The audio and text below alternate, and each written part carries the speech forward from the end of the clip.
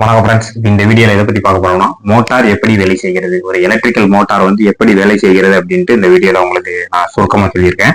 இப்போ உள்ள உள்ள அமைப்பை பார்ப்போம். அதாச்சும் மோட்டருக்குள்ள உள்ள அமைப்பு வந்து இப்படிதான் இருக்கும். ஸ்டேட்டார் அப்படின்னு ஒரு அமைப்பு இருக்கும், ரோட்டார் அப்படின்னு ஒரு அமைப்பு இருக்கும். ஸ்டேட்டார் என்ன அப்படின்னா அவுட்டர்ல வந்து ஸ்டெடியா இருக்கக்கூடியது வந்து ஸ்டேட்டாரு.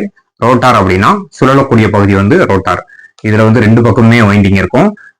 இது எப்படி வேலை செய்யுது அப்படின்னா உங்களுக்கு வந்து இபி சப்ளை, நம்ம எலக்ட்ரிக்கல் சப்ளை உள்ள கொடுக்கும் போது இந்த வந்து மேக்னெட், அந்த காயில் சுத்தி இருக்க இடம் ஃபுல்லாமே மேக்னெட் பவரா மாறிடும். மேக்னெட் பவரா மாறும்போது என்னச்சு அப்படின்னா உங்களுக்கு காந்தங்கள்ல வந்து ரெண்டு துருவம் இருக்குன்னு தெரியும். நார்த் போல், சவுத் போல் அப்படின்னு ரெண்டு பகுதி இருக்கும். அதுல வந்து ஒன்றே ஒன்று ஈர்க்கவும் செய்யும், ஒன்றே ஒன்று விளக்கவும் செய்யும். அப்படி காந்தங்கள் வந்து செயல்படும்.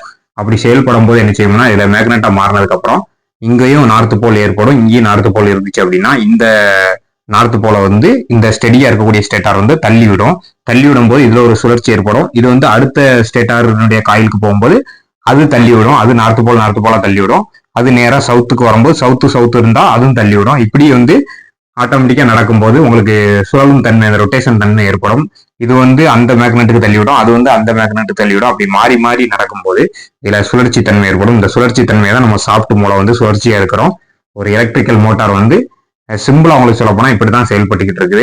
உங்களுக்கு எலக்ட்ரிக்கல் சப்ளை கொடுத்து மேக்னெட்டா மாறினதுக்கு அப்புறம் அந்த மேக்னெட் என்ன செய்யும்னா ரெண்டு வட துருவம் தென் துருவம் அப்படிங்க, நார்த் போல் சவுத் போல் அப்படிங்க அந்த அமைப்பை கொண்டு வந்து அது வந்து அடுத்தடுத்த போலுக்கு வந்து தள்ளி விடும்.